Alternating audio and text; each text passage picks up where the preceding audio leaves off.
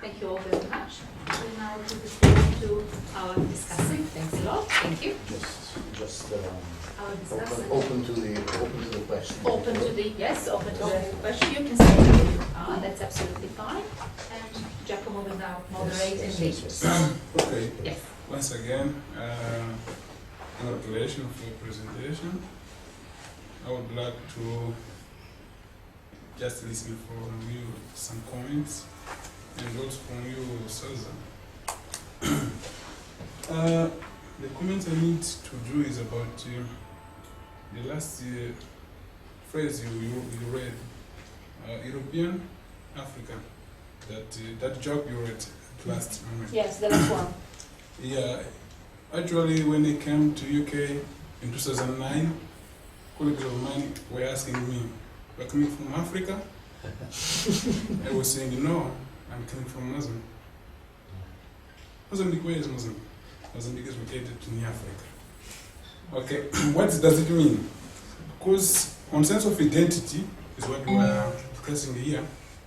We have the first identity, which we much more related, and then we have other identities. And what does it mean when you say you are European? Yes, of course you are, but first of all, you belong to UK, or you are from UK, from Madeira. Even in Portugal, you're from Madeira, and then you're from Portugal, and then you're from Europe, and then you're from all over the world. Okay, and this conflict is normal because we have seen even all this. We have seen Visigoths, Ostrogoths. We have seen civilization clashing, but I think that this will remain with us. This is matters of evolution, matter of living, of humanity, because every time we have people coming from abroad, and they will introduce their own manner of thinking, also of speaking, and then for several generations, the language started to change. I've seen in Portugal, for example, when Arabs comes to Europe, like Spain and Portugal, they left, for example, Alfândega, Alfinete, words like this, and now belongs to Portuguese. So I would like to know what do you think, if we have to care more on the issues of immigration and how is it affecting the language, or we have to care more how we can deal with it in order to improve our language, in order to integrate the new words in language. Because sometimes we do consider that the new words are not coming well in our language. They are diverting our language, they are changing our language, because we're jealous of our identity. And as she's saying that Angola doesn't want to change because they think that the identity is changing. But they will change it even if it doesn't accept on court, because the world itself is running away, is change, and words are coming new. So the question is, and the comment is that, what do you think about Italian people? How do they feel? They feel European, or they feel Italian people?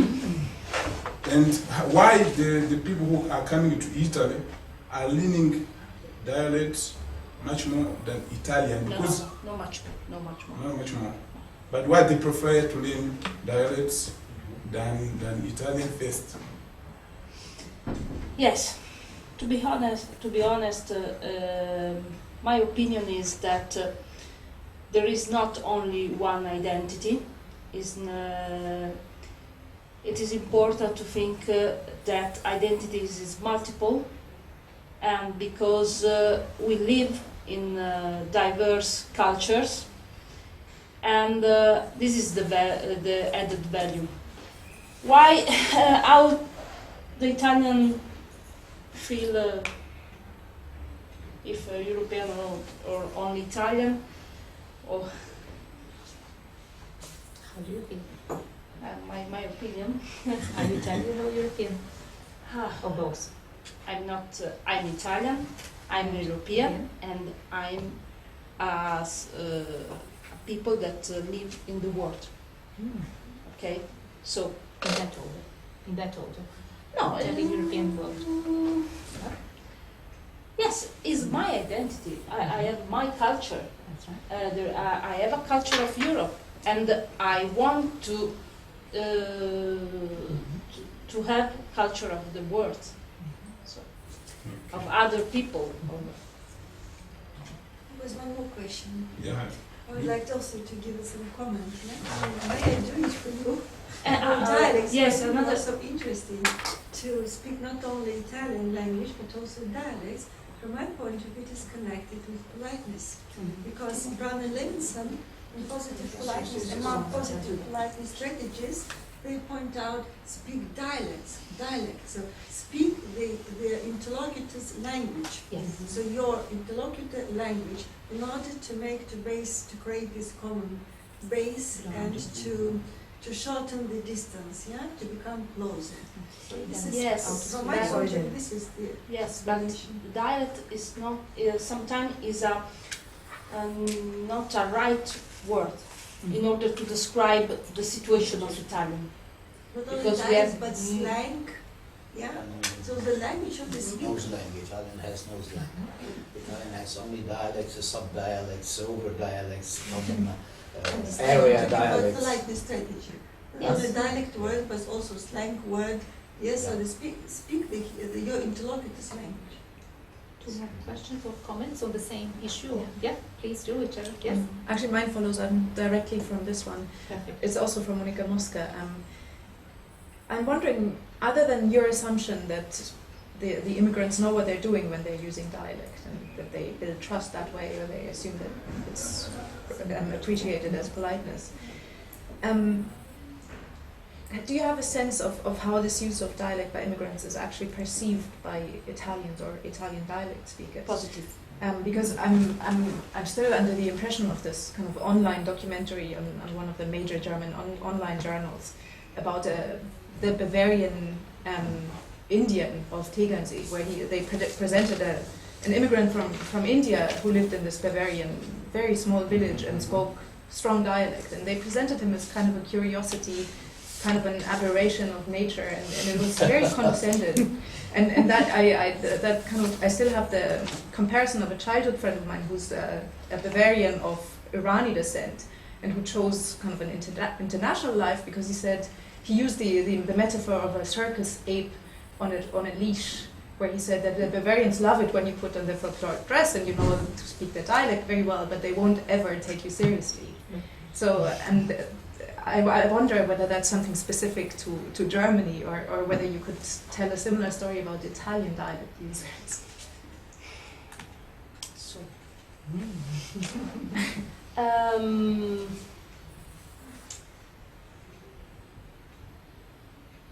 I would say, I think that my opinion is that Italian people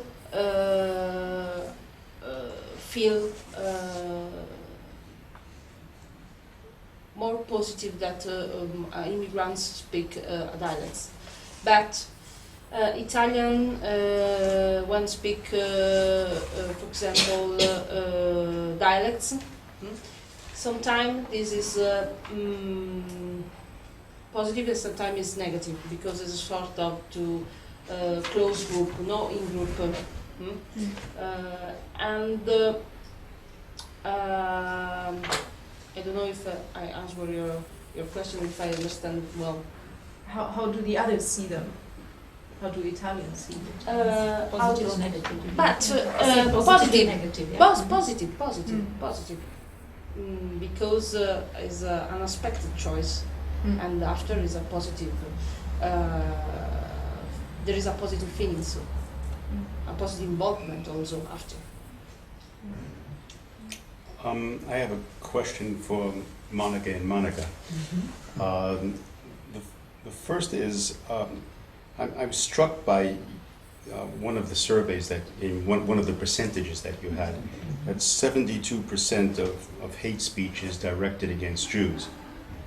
And I presume this is hate speech, and you're using your newspaper survey as a basis for this. Or no, it was a study, that was it. Yeah, it was It was someone a study, a else's secondary, study. yeah, a secondary study. And it was very striking to me because Jews is such a small percentage of the Polish population, and and assuming that this figure is correct, and you emphasize similar kinds of things that came out of your own study. Why do you think it is? It's now over 60 years since the end of World War II. Where there's been a minuscule Jewish, slightly growing Jewish population in Poland, that all of this antipathy should be directed against Jews. That's the first question. The second question really has to do, and this is to Monica, other Monica, and Monica. No, this is Monica. This is Monica. And it has to do with a survey that I'm now working with, the last transatlantic survey that was done by the German Marshall Fund. And they do transatlantic surveys every couple of years. There was one finding of the survey that was very striking to me, where people were asked, as native population was asked, what characteristic do you think is most important in terms of immigrant integration? And they were given several choices. One of them was language. Now, if blindly, if I had to guess which countries in Europe should consider language most important, I would say France would come out way on top. But in fact, the Netherlands came out way on top. And the second country was Germany, somewhat less surprising.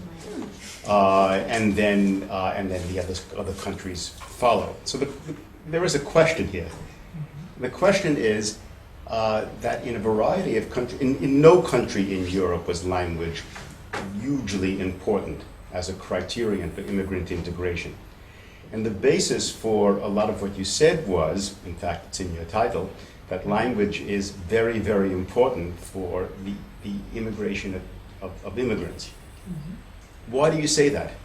Because they tell me that.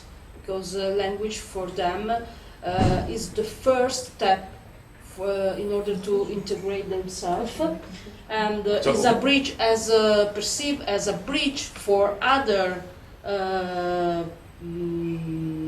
problems. How to say? And if you go in another country, you not understand nothing. What you can do. Yeah, I agree with you. But in fact, in Italy, the criterion that came out on top was civic integration. There's the knowledge of institutions and other aspects of civic life. I would get generally integration. I agree. That is, the language is the first. Yes.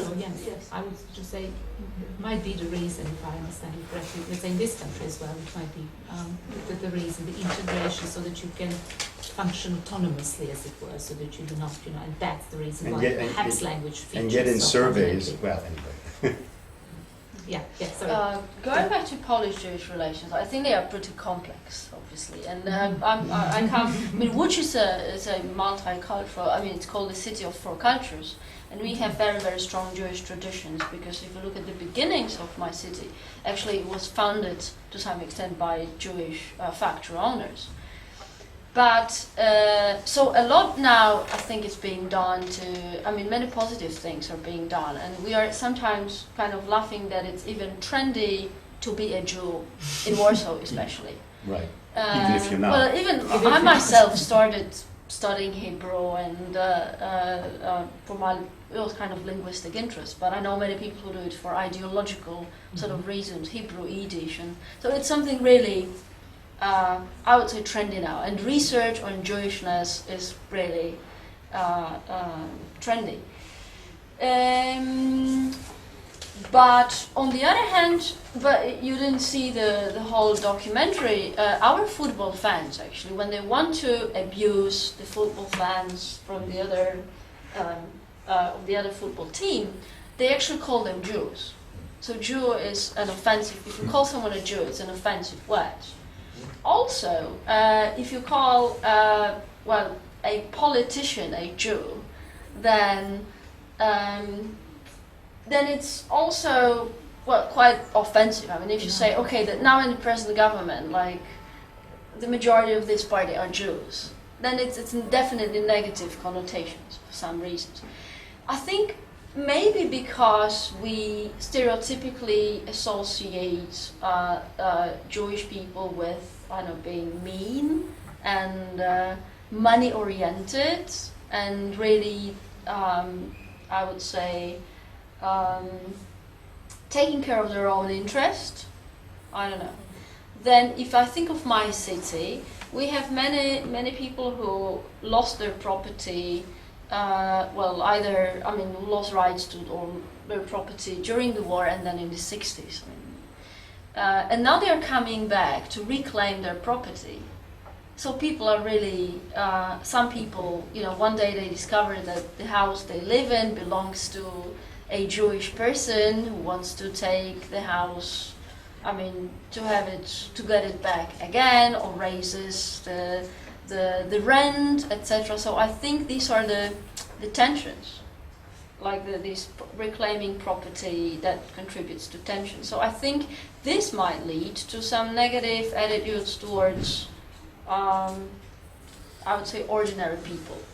But why do we use Jew as an abusive term? I mean, football fans, why do they use it? More than I don't know. Ukrainians, for example. There are many more Ukrainians in Poland than there are Jews.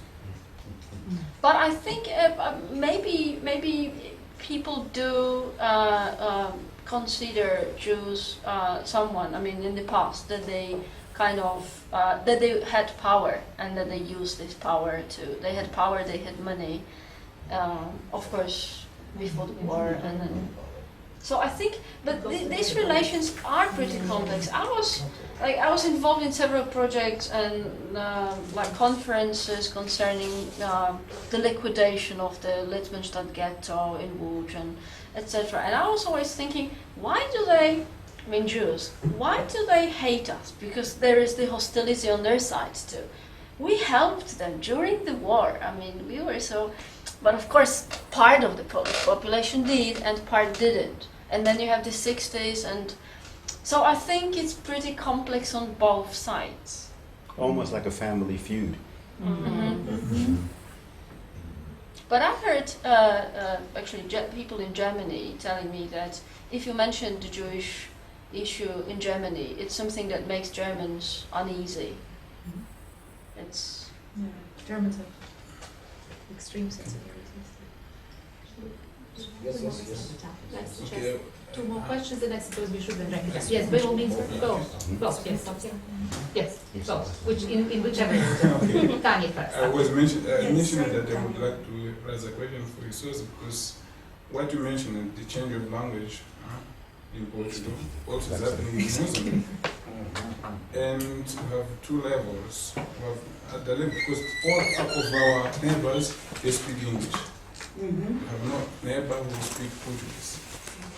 All of and English is becoming appreciated language. Okay? In another way, I'm saying it's threatening Portuguese in Mozambique. And once you state that Portugal or journals in Portugal are importing terms from English, I feel that the same thing is happening in Portugal. Maybe it's not at the same extent, but it's happening somehow. My question is that, what do you think about the consistency of surviving of Portuguese, even or European Portuguese, or African Portuguese, whatever name what it give, how can it survive on context that globalization has one language which is called English? Okay, the facts that you are raising now with the Portuguese in Mozambique, Yeah.